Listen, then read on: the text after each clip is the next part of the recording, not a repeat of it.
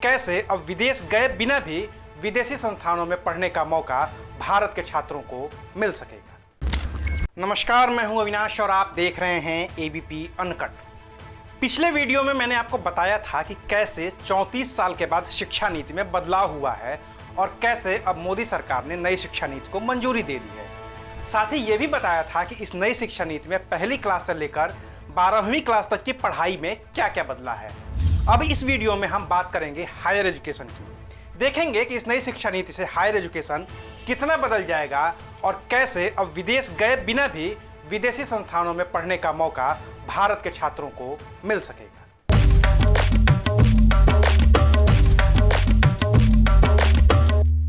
सबसे पहले तो आपको यह बताते हैं कि इस नई शिक्षा नीति में एक बड़ा प्रस्ताव रखा गया है नाम बदलने का। अब देश में जो मानव संसाधन विकास मंत्रालय है उसका नाम बदलकर शिक्षा मंत्रालय कर दिया जाएगा।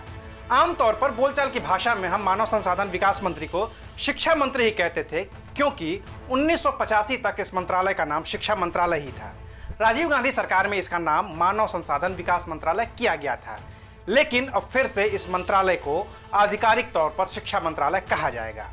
इसके अलावा देश की जीडीपी का कुल 6% हिस्सा शिक्षा पर खर्च करने का प्रस्ताव रखा गया है। फिलहाल ये 4.43% ही है। रही बात बदलाव की, तो उससे पहले आपको बताते हैं कि कैसे अब भविष्य में बिना विदेश गए भी बच्चे विदेश की सबसे अच्छी यूनिवर्सिटी से पढ़ाई कर सकते हैं और वहाँ की डिग्री ले सकते हैं। अभी तक ऑक्सफोर्ड, कैम्ब्रिज, हार्वर्ड या येल से पढ़ाई करने के लिए छात्रों को ब्रिटेन या अमेरिका जाना पड़ता था। और भी दुनिया में तमाम देश हैं जहाँ अच्छे अच्छे संस्थान हैं और वहाँ पर पढ़ने के लिए भारतीय छात्र जाते रहते हैं। लेकिन अब नई शिक्षा नीति में सरकार ने कहा है कि विदेश के टॉप क्लास के संस्थान भारत में भी अपना कैंपस खोल सकते हैं। हालांकि ऐसा होना तुरंत तो मुमकिन नहीं दिख रहा है, लेकिन इस नीति से उन छात्रों को जरूर फायदा होगा जो पढ़ना तो विदेश में चाहते हैं लेकिन किसी वजह से वो वहां तक जा नहीं पाते। बाकी तो उच्चतर शिक्षा में कई बड़े बदलाव किए गए हैं और उन्हें एक एक करके समझने की कोशिश करते हैं। अभी ग्रेजुएशन 3 साल का होता है, इंजीनियरिंग में कई सेमेस्टर होते हैं। इस तरह से अलग अलग सब्जेक्ट में डिग्री पाने के लिए तय वक्त है। अगर कोई छात्र बीच में ही पढ़ाई छोड़ देता है तो उसे कुछ भी हासिल नहीं हो पाता है। नई शिक्षा नीति में ये बदल गया है। अब अगर 1 साल की पढ़ाई पूरी हो गई है तो सर्टिफिकेट, 2 साल की पूरी पढ़ाई पूरी हो गई है तो डिप्लोमा और 3 या 4 साल की पढ़ाई पूरी होने पर डिग्री दी जाएगी। इसके लिए क्रेडिट लॉकर बनाया जाएगा। इसे multiple entry through bank of credit कहा जाएगा। इसमें छात्र का डाटा सुरक्षित रखा जाएगा। मान लीजिए कि कोई छात्र किसी वजह से 1 साल के बाद पढ़ाई छोड़ देता है तो उसे सिर्फ सर्टिफिकेट मिलेगा, लेकिन अगर वो एक तय वक्त के बाद फिर से कोर्स पूरा करना चाहता है तो multiple entry through bank of credit के जरिए उसका फर्स्ट ईयर पूरा माना जाएगा और अब उसे सीधे सेकेंड ईयर में दाखिला मिल जाएगा। ये हर सब्जेक्ट के लिए लागू होगा।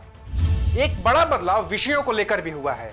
अगर कोई साइंस पढ़ रहा है और उसे म्यूजिक का शौक है या फिर ड्राइंग का शौक है तो वो साइंस और म्यूजिक या आर्ट्स एक साथ नहीं पढ़ सकता था।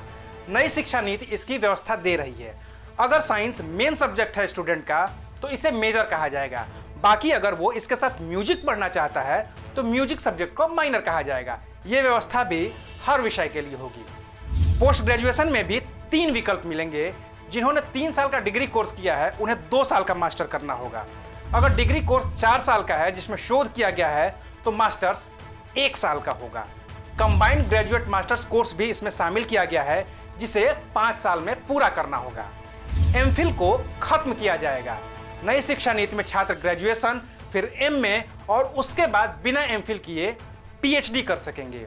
यूजीसी, एनसीटीई और एआईसीटीई को खत्म किया जाएगा।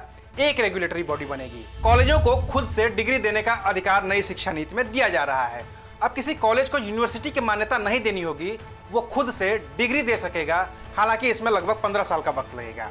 देश में रिसर्च को बढ़ावा देने के लिए नेशनल रिसर्च फाउंडेशन बनाने की बात नई शिक्षा नीति में कही गई है। उच्च शिक्षा में 3.5 करोड़ नई सीटें जोड़े जाने का भी प्रस्ताव रखा गया है। नेशनल स्कॉलरशिप पोर्टल को और अधिक बड़ा बनाए जाने का भी प्रस्ताव रखा गया है। सभी कॉलेज में एडमिशन के लिए सिर्फ एक ही परीक्षा होगी और इसे एनटीए आयोजित करेगा।